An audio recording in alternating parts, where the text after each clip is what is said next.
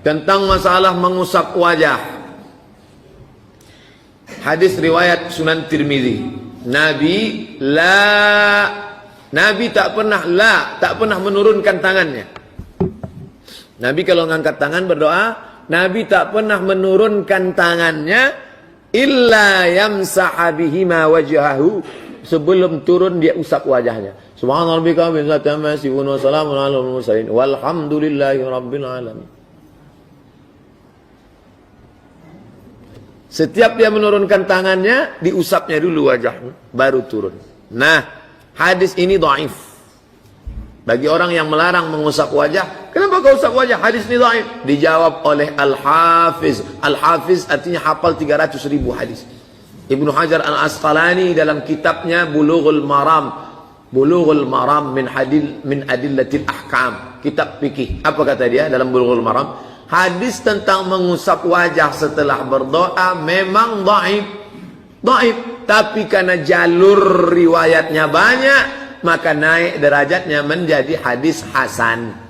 Berapa level hadis itu? 4. Paling tinggi sahih, di bawah sahih hasan, di bawah hasan dhaif, di bawah dhaif maudhu', palsu.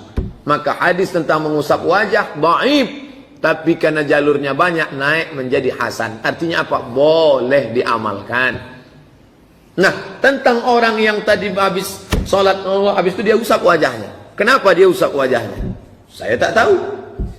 Karena tak tahu saya tanya. Saya takut nyalahkan orang. Kenapa kalian usap wajah kalian? Saya habis berdoa Pak Ustaz. Habis berdoa kan usap wajah. Mana doanya?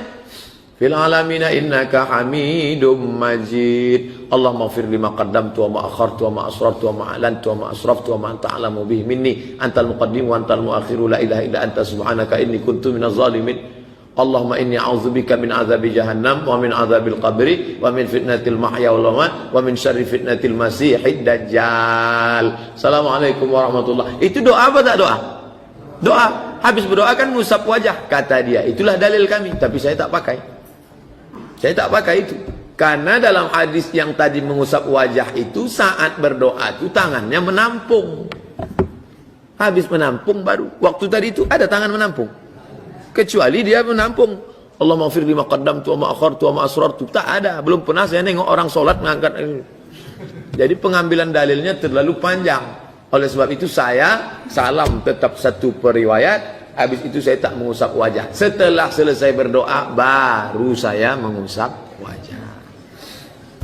Itu penjelasan detail sedetil-detil. Ya? Yang mana? Dalam kunut. Nah, dalam masalah kunut, mana yang afdal? Dijawab oleh Imam Nawawi dalam kitabnya Al-Azkar.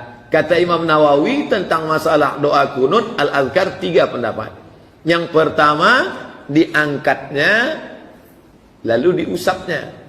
Yang kedua, diangkatnya lalu kemudian tidak mengusap. Yang ketiga, tidak dia mengangkat, dia mengaminkan saja dan tidak mengusap. Pertama, diangkat. Allahumma hdina fi man hadait sampai akhir. Wa sallallahu ala sayyidina Muhammadin nabil ummi wa ala alihi wa sahbihi wa baraka wa sallam. Satu. Yang kedua, wa sallallahu ala sayyidina Muhammadin nabil ummi wa ala wa baraka wa sallam, tidak mengusap. Yang ketiga, dia tak mengangkat dari awal, hanya mengaminkan. Allahumma hdina fi man hadait, amin. Wa afina fi man afait, amin. Dia tetap mengaminkan. Dan di akhir dia tidak mengusap. Nah, dari 3 pendapat ini, kata Imam Nawawi dalam Al-Azkar, mana yang kuat? Mengangkat, tidak mengusap. Tetap angkat dan tidak mengusap. Tapi kalau ada kawan sebelah mengusap, tetap masuk dalam 3 pendapat. Tapi saya tak mengusap. Menyapu, kata orang Melayu. Wajah disapu. Datang orang Jawa, tak tahu dia wawakannya sapu. Mengusap. Salam ke kanan, akhir rukun solat, aku menelentangkan tapak kanan. Begitu juga waktu salam ke kiri, telapak tangan diusapkan dari hidung sampai ke dagu. Apakah aku lakukan sudah lama karena orang tuaku begitu? Apakah ada dasarnya?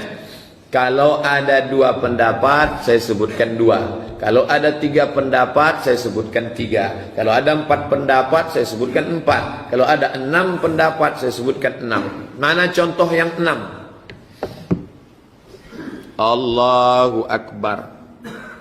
Allahu Akbar. Allahu Akbar. Allahu Akbar. Allahu Akbar. Allahu Akbar. Mazhab Syafi'i 2, antara pusat dengan dada 1, di sebelah kiri riwayat Ibnu Khuzaimah 2. Mazhab Maliki 2, di atas pusat 1, lepas 1. Mazhab Hanafi dengan Hambali 1, di bawah pusat. Pendapat Syekh Albani di atas pusat 6 pendapat. 1, 2, 3, 4, 5, 6. Tapi yang saya amalkan 1. Saya tetap pakai mazhab Syafi'i. Di atas pusat, di bawah dada. Allahu Akbar. Ini contoh yang 6 pendapat. Contoh yang 3 pendapat, meletakkan tapak tangan di atas 1. Allahu Akbar. Tempel saja. Yang kedua, menggenggam alal wasri, ujung kelingking, ujung ibu jari.